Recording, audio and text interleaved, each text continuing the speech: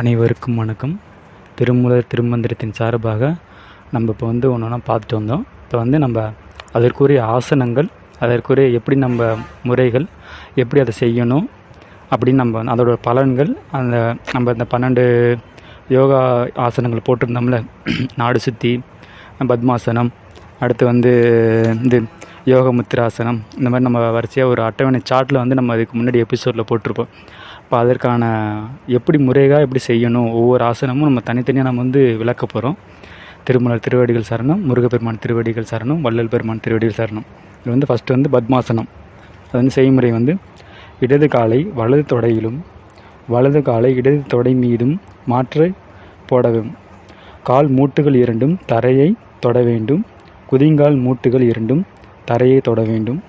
குதிங்கால்கள் இரண்டும் வயிற்றின் அடிபாகத்தை தொடும்படியாக அமைக்கவும். முதுகெலும்பு நேராக நிமிர்த்தி கம்பீரமாக உட்கார வேண்டும். 2 கைகளையும் சின்முத்திரையுடன் படத்தில் காட்டியபடி வைத்து கண் பார்வை மூக்கின் நுனியில் செலுத்தவும். நீங்கள் மூக்கின் நுனியில் வச்சுக்கலாம், இல்லைன்னா புருவமத்தியில் நீங்கள் செலுத்திக்கலாம். மகாவதர் பாபாஜி எப்படி புருவமத்தியை பார்ப்பார்ல, அந்த மாதிரி நீங்கள் வச்சுக்கலாம். சரிங்களா?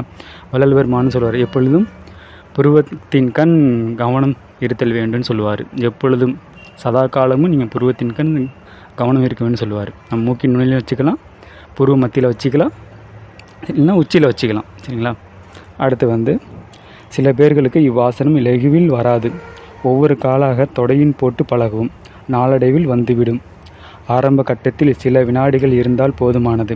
வலி இருந்தால் உடனே ஆசனத்தை கலத்திவிட வேண்டும். நாள் செல்ல வலி வராது. ரொம்ப நாள் செல்ல செல்ல வலிகள் வராது. வெகு நேரம் இருக்கலாம். 1 முதல் 3 நிமிடம் வரை இருக்கலாம். மேஜை சாப்பாடு உள்ளவர்கள் இவ்வாசனம் இலகுவில் வராது. ஒரு வேளையாவது தரையில் சாதாரணமாக உட்கார்ந்து சாப்பிட்டால் இவ்வாசனம் இலகுவில் வந்துவிடும். சரிங்களா? இதற்கான பலன்கள் அடிவயிற்று பகுதியில் இரத்த ஓட்டம் அதிகமாகும். நன்றாக பசி எடுக்கும். வாதநோய் தீரும். வழிபாடு, ஜபம், தவம், மன ஒருமைப்பாடு இவற்றிற்கு சிறந்தது. நாடு சித்தி பிராணாயாமம் இந்த நிலைக்கு இருந்து கொண்டு செய்தல் நலம்.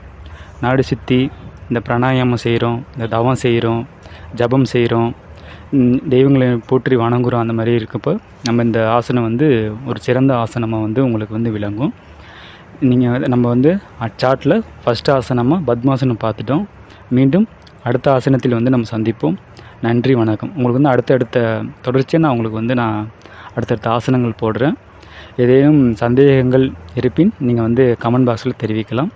நன்றி, வணக்கம். திருச்சிற்றம்பலம், தில்லையம்பலம். ஓம் நமச்சிவாய, ஓம் நமச்சிவாய, ஓம் நமச்சிவாய. யோகா ரொம்ப ஸ்ட்ரெஸ் பண்ணி செய்யக்கூடாது. நீங்கள் தவம் செய்கிறீங்க, தியானம் செய்கிறீங்க அப்படின்னா நீங்கள் வெகு நேரம் இருக்கலாம். உடம்பு பழகிடுச்சுன்னா. நீங்கள் ஸ்டார்டிங் தான் இப்போ ஆரம்பிக்கிறீங்க அப்படின்னா நீங்கள் கொஞ்சம் கொஞ்சமாக தான் நீங்கள் ஆரம்பிக்கணும். இத்துடன் இந்த தலைப்பு முடிவடைகிறது. நன்றி, வணக்கம்.